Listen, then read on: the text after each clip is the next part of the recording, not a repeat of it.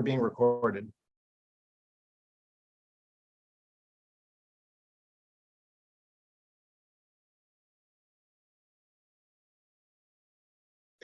The case is now being recorded. Hear ye, hear ye, hear ye. All persons having anything to do before the Honorable, the Justices of the Massachusetts Appeals Court, now sitting at diverse locations within and for the Commonwealth, draw near and give your attention, and you shall be heard. God save the Commonwealth of Massachusetts. Court is open. Good morning and welcome to this special Zoom sitting of the Appeals Court. I'm Judge Milkey. With me are my colleagues, Judge Neyman and Judge Smyth, and together we are your panel today for the one case we're hearing on Zoom and 5 additional cases we're hearing live. Today's Zoom argument is on 2022 P221, Jha versus Department of Early Education and Care. Before I turn the floor over to the parties, I just want to go over some quick ground rules. There's 15 minutes per side, no opportunity for rebuttal. My understanding is that Mr. Jha will be presenting the argument. We are happy to have his wife join us, but she will not be speaking. And since 15 minutes is not a great deal of time, generally speaking, we urge the parties to cut to the chase to the extent possible. And with that, I will turn over the floor to Mr. Jha. Your Honor, thank you. I am honored to be before this honorable court. We believe that the court below should not have dismissed our complaint on the ground of Rule 12 because we had all the claims formally tied to their legal basis.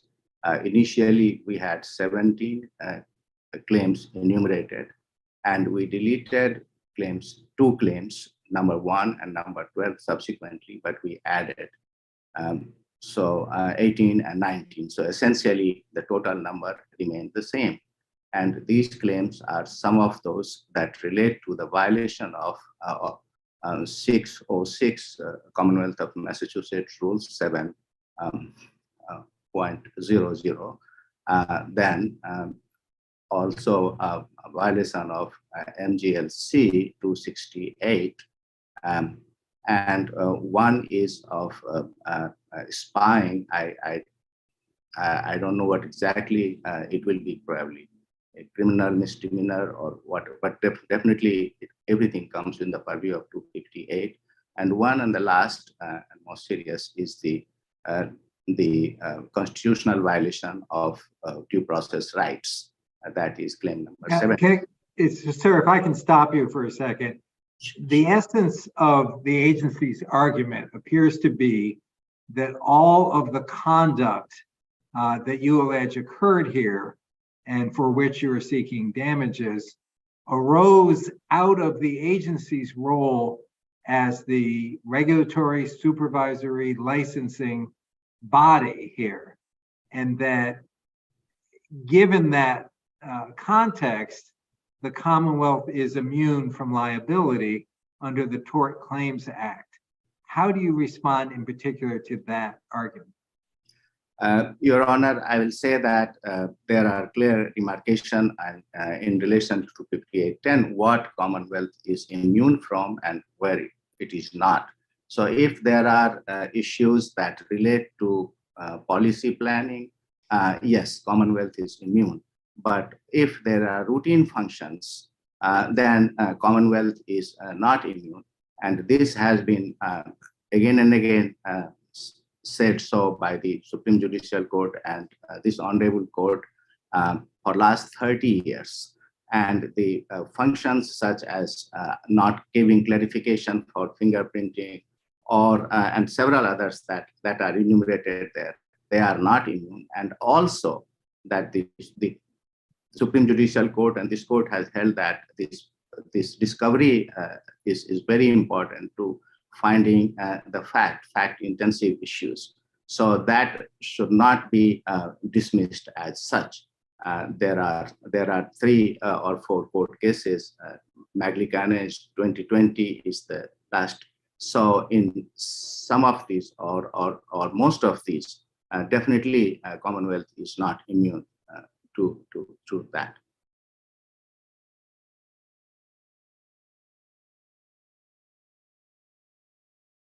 Is there any conduct here that you would argue did not arise out of the agency's regulatory role here? I will say, Your Honor, that the routine functions that the Commonwealth was supposed to do, they did not do, and they blamed on us. Then they told the parents that there were high risk violations. That they were not supposed to tell the parents, broadcast it. Then they are not supposed to say that the number was we're out of compliance because we were in compliance per Commonwealth's rule itself to a caregiver for 10 children when 4 children are under 2, that was allowed. So at least 3 I can cite right now, Your Honor. So it seems that you are saying that the licensing board either did not follow its own rules or acted unfairly to you. And it seems to me that the usual remedy for that lies in an appeal of the administrative decision as opposed to a lawsuit filed under Chapter 258. Can you address that, please? Your Honor, that's exactly the right. Commonwealth did not follow it and it caused damage. And so I looked into that and there was any option or not. And 258 is exactly the same thing. That there was no blank check to the Commonwealth, and the judiciary department itself put a lot of thinking and acting on that, and then 258 came into being. So I thought that it was an option for me to go.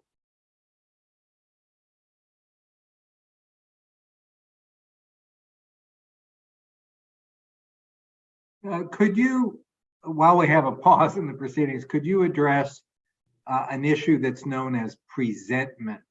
I'm not sure if you're familiar with the idea, but in short, it's that before you file a claim pursuant to the Tort Claims Act, you have to formally notify the agency in a particular manner. Was that done here? And if so, can you point to anything in the record that substantiates that? Your Honor, yes, we did make a presentment of claim, and then there was 6 months time for the agency. And yes, within 6 months, the counsel from the EEC replied that we are not ready for any settlement because we believe that all actions were done in terms of the regulatory functions. And so I wrote my complaint to the Superior Court under 258. That was made in time, Your Honor. Okay, thank you. Sure.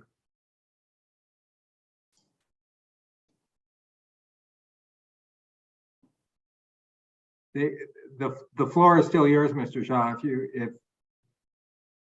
If you feel like you've said all you can, there's no shame in stopping, but it's up to you. Yes, Your Honor. In my brief, I have said about a word I had to say about scatter shot, and I have said that it is not a scatter shot. Like a scatter shot, I have many claims, but unlike scatter shot, they are related to specific sections. I have had problem with that code earlier also, and just because sometimes context matter, Your Honor. Just 1 minute. So when we were put under 2 sanctions, one was to reduce immediately from 10 to 6 the number of children, and second sanction was to put immediate freeze on the new enrollments. So essentially, we were down 40% business immediately from the next day. And then potentially we are looking forward to total loss of business. And I went to that court, the same court, and they said that, the court said that my loss was modest. By any definition, I do not understand, Your Honor. I did a little math and a little familiarity with numbers. I have that 40% immediate loss and 100% potential loss can be called modest. So that is what it is. So I believe that that time the court was not sensitive to my situation, and in this complaint also from which this appeal arises, it was not. And finally, Your Honor, in all the cases where I have seen there is when there is immunity, there is some noted events like suspension or revocation and all. So it follows. In this case, there was nothing. There was no suspension, no revocation from which these claims arose. These claims arose because some actions the Commonwealth was supposed to take, which it didn't take, and then then there were violations. And in other cases, they gave false information to the superior court, and multiple times, at least 2 times, and false information to Division of Administrative Law. So they cannot claim, I believe, immunity in those cases also. That is all a matter of record. That is all on the affidavit, and say it, or it was said in Dalla hearing or given in writing by the counsel. So that also doesn't bring immunity to them, Your Honor. Do either of my colleagues have any additional questions? I don't. So, Mr. Jha, it sounds like you feel like you've said what you had to say. Yes, sir. We will now hear from the agency's counsel. Thanks very much. Thank you. Good morning, Your Honors, and may it please the court. Michael Shiposh, Assistant Attorney General, appearing on behalf of the Department of Early Education and Care, or EEC for short. Your Honors, the Jha's complaint was correctly dismissed by the Superior Court for several reasons. First, under Section 10E of the Tort Claims Act, the complaint is barred because it is based upon a licensing decision, and all of the actions challenged in the complaint are essentially constituent elements of EEC's licensing function. The obligation to complete a background check, to submit fingerprints, to timely renew a license, to ensure that your program is providing care for children with an adequate number of licensed personnel, adults, on premises. The decision by EEC to take action against Ms. Jha's license in the form of reducing enrollment and reducing capacity and freezing new enrollment. All of the allegations in this complaint are rooted in EEC's core licensing function. And because the gravamen of the complaint challenges all of those elements that can be traced back to that process, it is barred by Section 10E of the Massachusetts Tort Claims Act. In addition, and on a completely separate and independent basis to bar Jha's complaint, is Section 10B of the Tort Claims Act, which bars claims that are based upon the exercise or performance of a discretionary function or duty. And the purpose of that exception, of course, is to ensure that the tort causes of action do not thrust courts. Counsel, why isn't Mr. Jha correct that some of the actions here were more in the nature of ministerial steps that don't rise to the level of a discretionary function? Your Honor, the case that is most, I think, on point for the facts alleged in the complaint is Senna versus Commonwealth. And that case, just like this case, involved essentially a civil challenge to an investigation in terms of, the steps that were taken, the evidence that was considered, in an investigation and then the decision to ultimately take an enforcement action by the two governmental actors. And here there is no, the allegations essentially challenge the basis for EEC's decision to take an enforcement action based upon the evidence that it uncovered via unannounced site visits and other actions, which are not the kind of ministerial routine tasks which don't involve any discretion and don't involve any policy construction or policy consideration. Here, the decision to, do we view this as being non-compliance? And if so, do we need more evidence? Does this support a enforcement action or a sanction or a license suspension or revocation? If not, what additional observations or evidence are necessary before we do that? All of those kinds of decisions are not only have an incredibly high degree of discretion, they're not prescribed by statute or by checklist, but they also necessarily involve considerations of public policy. And under the Senate case, as well as some of other unpublished cases that have pertained to Department of Children and Families, that's exactly the kind of discretionary decision that Section 10B shields from, essentially from second guessing by lawyers and courts in a tort context. I have a question in a different area. My understanding is that the JAWS initially brought an administrative appeal to the Superior Court, I believe, and then appealed that. And that matter was affirmed by this court. Is that correct? That's correct, Your Honor. And those materials are attached as a supplemental record appendix. And has further appellate review on that matter been denied? I would have to confirm that, but my understanding is yes, Your Honor. Or to the extent that I'm not exactly certain of that, Your Honor, but my belief is that that is completed. And those are different issues, correct? You're not arguing, you don't make a res judicata or collateral estoppel argument here. We made that argument in the lower court, Your Honor, but we did not present that in our brief here. So that's correct. And going back to the Section 10E issue, suppose hypothetically that you had a rogue employee who, let's assume the facts were alleged that the employee acted in bad faith toward the JAWS.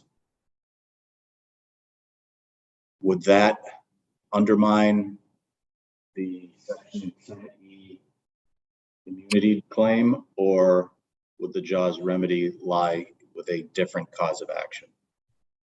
So for any action that, whether it was taken in bad faith or not by an agency concerning the license, the JAWS would have an automatic right to challenge it under Chapter 30A. And that review is expansive, and it would certainly include review and consideration of whether individual potentially rogue actors may have, acted improperly. However, in this case, not only did that challenge occur in the Superior Court, it's also raised in this court, and the court held that the evidence fully supported the finding that the JAWS actions endangered the health and safety and well-being of children in their care. And so, my question is, would the purported rogue activity allow an action under Chapter 258? Or would it be limited to a 30A appeal? They may have other potential remedies, but Your Honor, a tort action, I think, would be barred. Again, depending upon there'd be, a little bit more information in terms of what the kind of look. If a government employee came out and committed some sort of, assault or something along those lines, that's not something that I believe, would be rooted in the licensing function. But if they came out, and were improperly assessing the circumstances at the child care program, then that would be an area where a Superior Court review under Chapter 30A is a perfectly adequate remedy to address that potentiality. Yeah, you've used the term rooted in a couple of times. Is that the same as arising out of, or is that something different? I'm using that term because that's the Used in phrase the, that's, I think, right? yeah, and I'll probably mispronounce the name, but it's Andrade is how I've been saying it versus City of Somerville. It's a case that's cited in our brief. And that rooted in language does come directly from that case, Your Honor. And I understand you're not pressing a res judicata argument on appeal, but let me just ask you this. As I understand it, the judgment in the 30A occurred after the current case was filed. Is that accurate? The judgment in this case was entered in, let's see, got that right here. Yes, that was entered in June of 2015, Your Honor, and this complaint was filed in May of 2021. So that was already, the Superior Court case was already determined before this case. Oh, it happened. Okay, Yes. my misunderstanding. Yes, and Your Honor, just, we're not pressing the res judicata argument here, but I would say that the claims regarding, a good number of the claims set forth in the complaint are protected by the litigation privilege because they are based upon statements that the JAWS disagree with that were made in either testimony or in affidavits that were presented in that action. And so while we're not brief out the res judicata argument there, those are protected from a separate civil cause of action such as this because of the litigation privilege. Okay, just last question, at least from me. When you press the res judicata argument, the suggestion is the Commonwealth wants, to the extent that people in the JAWS position feel they have tort claims, wants the party to bring those tort claims in the 30A, or along with the 30A, to be more precise. Why isn't that in the be careful what you wish for category of, as you know, a 30A is a very clean action, the administrative record, and so forth. Does the Commonwealth really want to try to push, tort claims like this to be complicating a 30A appeal? Your Honor, what I would say is in this case, the claims asserted in this case are actually the type of arguments and claims you'd expect in a 30A case that are what I would say is sort of masquerading as separate tort causes of action. So, for example, the JAWS allege that EEC had some sort of obligation to send an electronic link to their assistant to renew her license, but they didn't send that electronic link. And as a result, that was negligence. And that's not the kind of tort claim that I believe your Honor's concern, that your Honor's expressing concern about. In other words, if there were some sort of— First of all, I'm not expressing concern. I'm just trying to test the Commonwealth's view. And, just to help me understand how this would have proceeded had they filed your advice of bringing this at the same time, is it fair to presume the Commonwealth might have moved to stay the tort action pending the resolution of the 30A? Well, it would depend upon the particular facts and circumstances, Your Honor, but what I think the Commonwealth would say is that the statute, Chapter 30A, Section 14, and I believe it's sub 7, provides a number of bases upon which a litigant can challenge an agency action. And if the claim that we're discussing fits into one of those categories, so for example, there's abusive discretion, or the action was unsupported by substantial evidence, there are other bases. But if the allegation fits within Chapter 30A, then Chapter 30A action is where that allegation should be put forward. Do either of my colleagues have any further questions? Nothing further from me. Thank you, Your Honors. Thank you both very much. The case is now submitted, which brings this Zoom hearing to a close.